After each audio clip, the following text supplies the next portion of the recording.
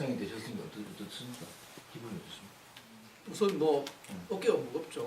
왜냐하면 이제 로스쿨이 사실은 이제 그 출범한 이제 10년쯤 이제 10년이 지났는데 이제 로스쿨이 어떤 새로운 전기를 맡고 있다 그렇게 생각합니다. 그래서 이제 그 로스쿨을 어떻게 더 잘 이제 정착의 문제는 이제 지난 것 같고 더 그런 발전시키고 하는 그런 문제 그런 게 있죠. 우선 제일 일단 학계에서 제일 걱정하는 거는 로스쿨 제도가 이렇게 그 도입되면서 학문적인 후속 세대가 단절돼가고 있다.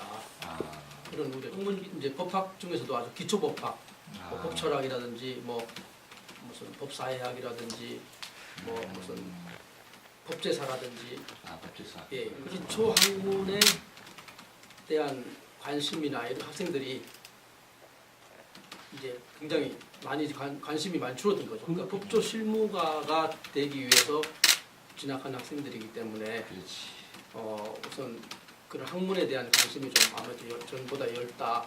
사법시험을 치는 학생도 많았지만 또 그런 학문 분야에 또 관심 있는 학생들도 맞아. 좀 있었거든요. 예. 근데 그랬는데 어느 정도 이렇게 형평을 이루고 있었는데 로스쿨이 되면서부터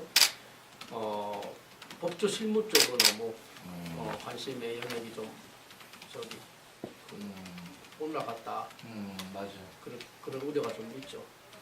작년에 기준으로 네. 51.5%.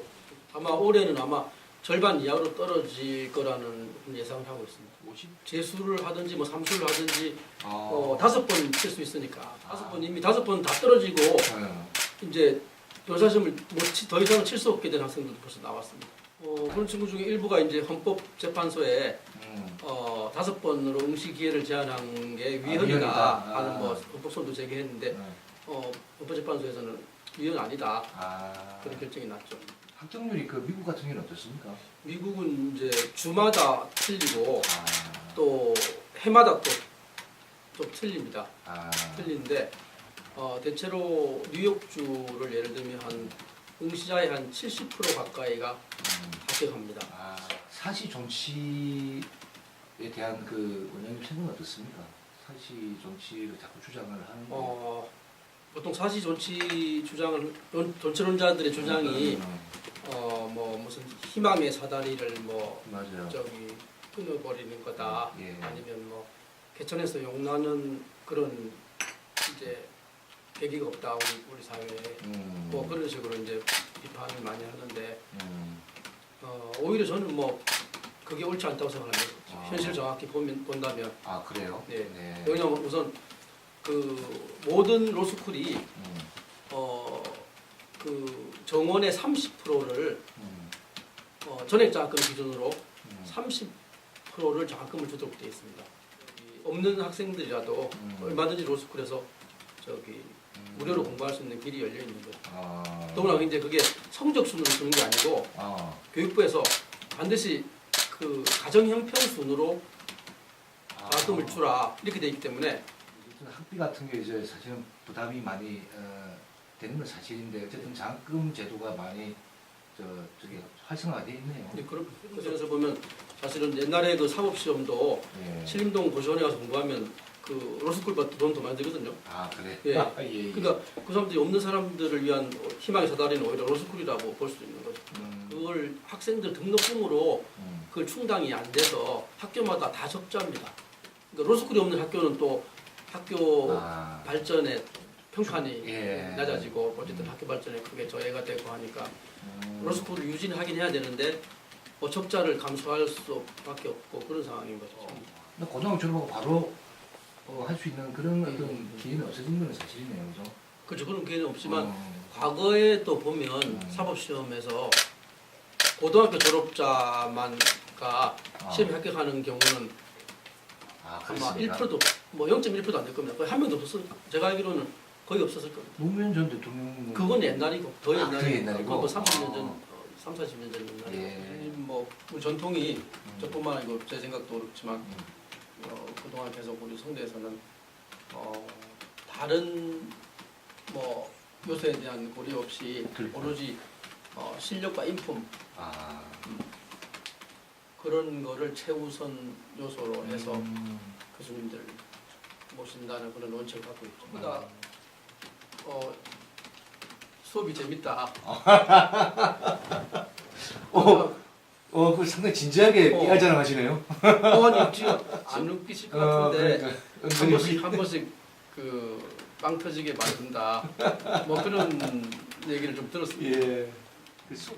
법대 가고 한 거는 옛날에 우리 시골에서 부모님들이 이렇게 요새같이 직업이 막 이렇게 다양한 것도 잘 맞아요. 모르고 그런 시절에 저거 저기 판사 검사 하면은 막 네, 방검사를. 촌에서 우리 촌 사람이니까 예. 그런 것들이 좀 영향을 좀 받은 것 같습니다. 유양 보면 되게 그 부호들이 많은데 그런 좀 아니시고 나는 아주 흑수저. 흑수적인 수준 그렇습니다. 집에 우리 어릴 때 예.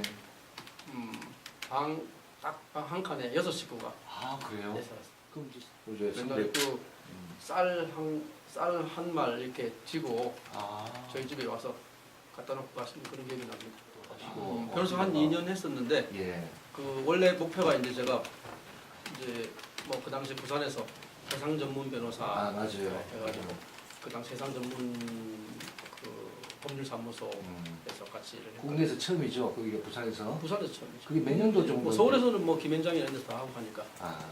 그게 91년도 최초에 어쨌든 그 부산에서 해상 전문 그 전문성을 키우려고 전문 로펌. 법률사무소 그 당시 맞아 로펌까지도 사실은 되게 예. 전문 뭐 로펌 맞죠? 그렇죠. 그 지금의 로펌. 쉬운 그 규모가 이제 좀 로펌이죠. 맞아요. 해상 전문 로펌이죠. 이거 공부하러 갔죠. 이제 전문 변호사가 되기 위해서. 그 하다 보니까 실제로 좀 공부를 더 해야 되겠다 생각이 들었습니다. 그렇죠. 당연히 처음부터도 이제 변호사 좀 하다가 미국 가서 유학을 해야 되겠다 생각을 해요. 그래서 공부를 주로 해상 쪽으로 하셨습니까? 이제 사실은 그 뭐 해상 쪽도 수강했지만은 뭐 다양하게 그냥 뭐 미국법 전반에 대해서 공부했죠. 그걸 설치한다고 하는 이유가 검찰이 공정하게 수사를 안 한다는 이유 때문에 사실 그걸 한다는 거거든요. 공수처가 공정하게 그야말로 수사를 한다는 보장은 어디도 없습니다. 그 공정성을 기하기 위해서 공수처장의 임명을 뭐 무슨 지금 대통령이 하지 않고 검찰총장처럼 대통령이 하지 않고 뭐 국회에서 뭐 추천하고 뭐 이런 식으로 하자는 것인데 그거는 만약에 그렇게 해서 공정성이 담보가 된다면 검찰을 그렇게 하면 되죠. 새로운 검찰 외에 새로운 조직을 만들어서 하는 것은 별로 사실 의미가 없는 거죠. 뭐 사실 선진국일수록 그런 제도가 단순해야 됩니다. 어느 나라도 미국에도 어느 뭐 특별 수사 이런 거 하는 조직이라는 게 없습니다. 무슨 대통령이나 뭐 무슨 특정한 사람들만을 수사하기 위한 조직을 만든다는 것은 그거는 굉장히 제가 보기엔 좀 후진적이라고 생각합니다. 성공한다는 보장도 없고요. 공수처를 그야말로 독립적인 수사기구로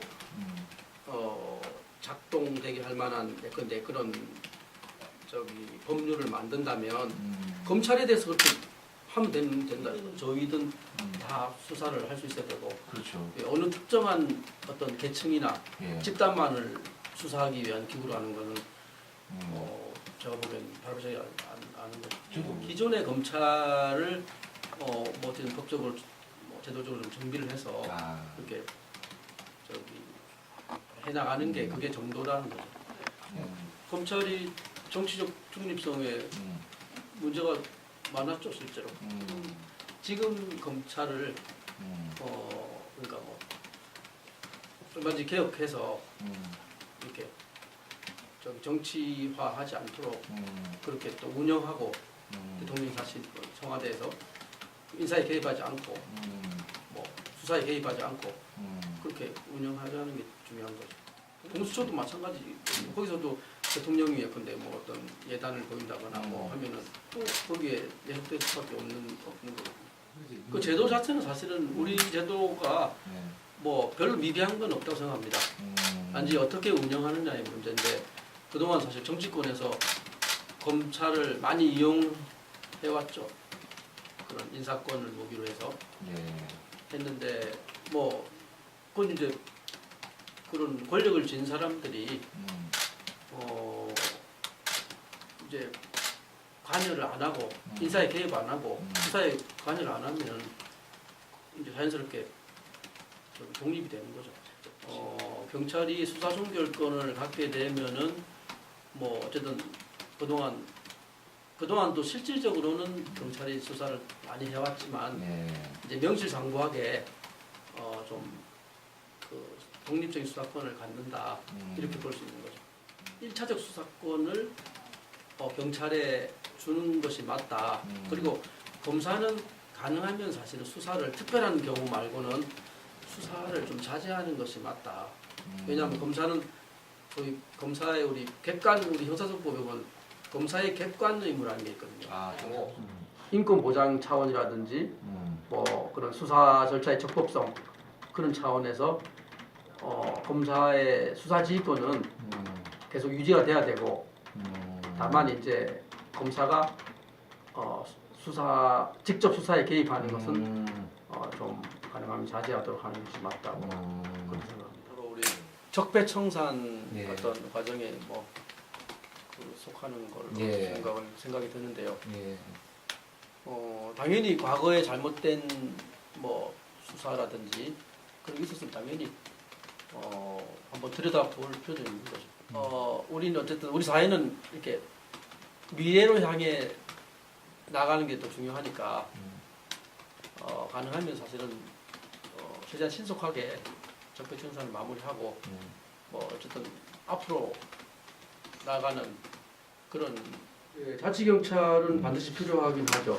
그래요? 왜냐하면 그동안 우리가 사실은 경찰이 수사뿐만 아니라 경비, 보안, 정보 사실은 모든 그걸 다 사실은 쥐고 있어서 굉장히 사실은 아주 많은 엄청난 권력을 사실은 권한을 가지고 있었거든요.